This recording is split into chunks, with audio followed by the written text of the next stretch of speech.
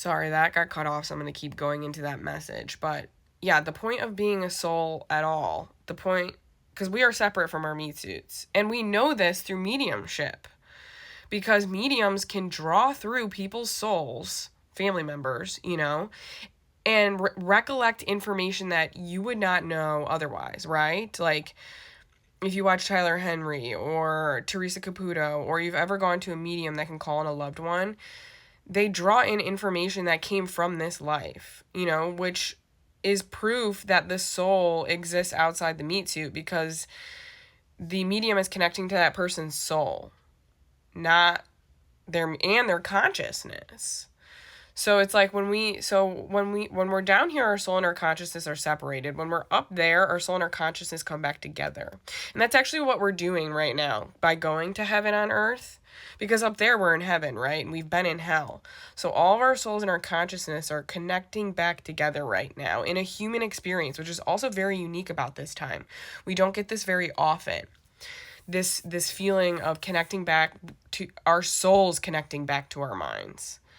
It's not just like, which if you're like a good Christian, you have like the Matrix distorted version of that, essentially, right? Of your soul being connected to your mind because you're connected to God, right? So if you're like a good person, that's what it feels like to have your soul and your mind connected. If you're a bad person, you came down here to it.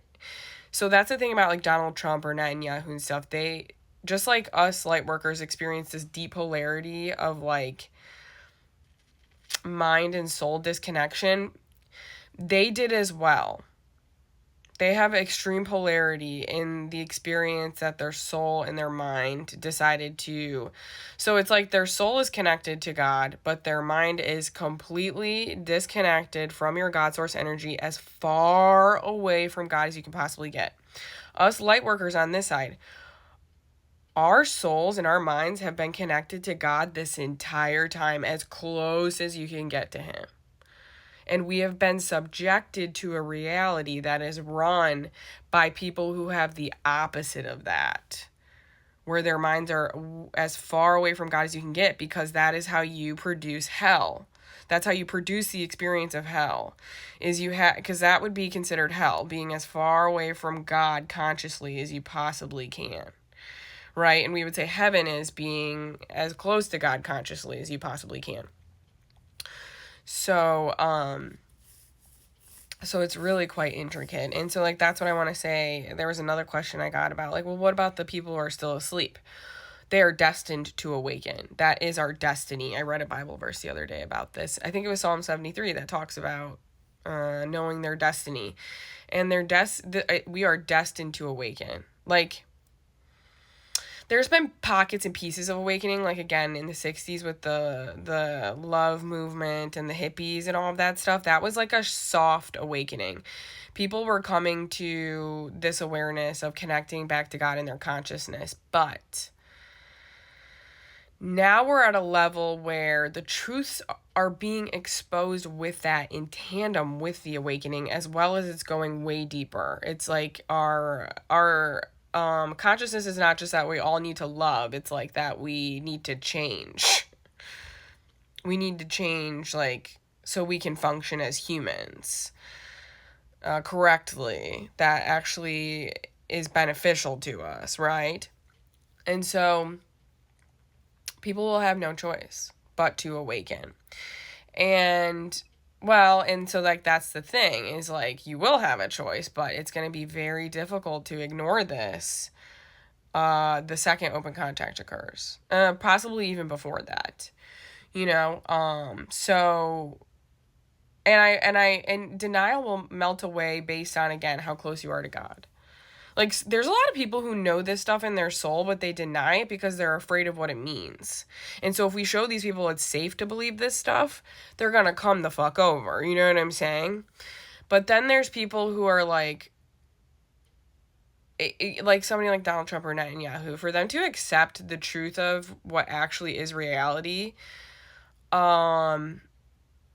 they will have to feel guilt. They'll have to feel sadness. They'll have to feel all these things that they've been avoiding all their lives. to like a really deep extent. So they're going to be handled in such a way that is something that we can't fathom. And that's the other thing that I want to say to people is like, that's why people kind of are on this like harm timeline towards like people who are like really, really bad, you know, because a lot of us came from homes where accountability was not the norm, and it was not portrayed in front of us. It was not, people just didn't do it in our lives. And so that's why we can't believe that would actually happen. And the only reason I believe that it's going to happen is because of my channels. I never believed that this shit could happen either. I was totally on a off with their heads timeline for sure. You know, very vengeful, very angry, very mad, very want to hurt them, you know, kind of thing. Make them pay in a violent way, right? But the thing is I'm realizing now is we are going to make them pay, but it's just not in the ways that we imagine. It's just like how like Jesus is multiple people. Jesus does exist. Jesus is real. It's just not in the way we imagined. And so that's where we have to expand our imagination, is towards how we can make people heal. We can make people face themselves. That is a possibility. And that's the thing that, you know, people don't really believe in, is the possibility of redemption or coming to terms with who you are as a person if you can be so bad, right? But it is possible. It is God. We are all God, and that is what God agreed to experience down here, just like we agreed to be subjected to what it feels like to be in a society run by people like that, which again has been hell for all of us.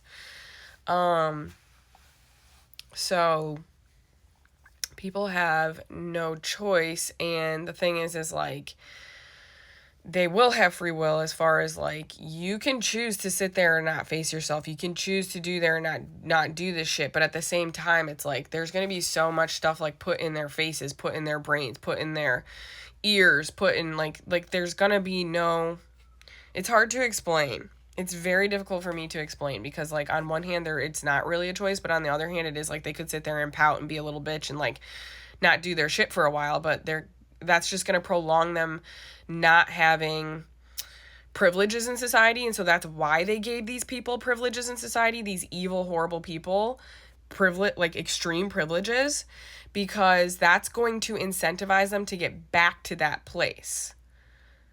So they will want to do that then, instead of just sit there and be a pouty little bitch. You know what I'm saying? Like, they will be like, okay, I'll just do what you say.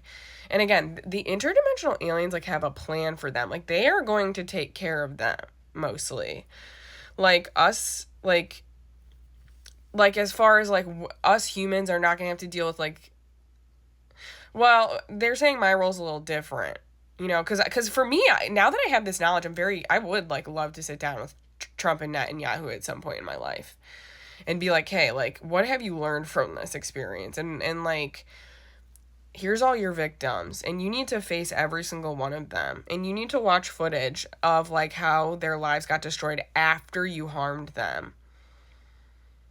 And then I would love if there's even like a pain simulator of some sort where they would have to feel the physical pain of what it feels like to be raped or whatever the hell it is. You know, not actually be raped, but I'm sure they have technology that would simulate that pain.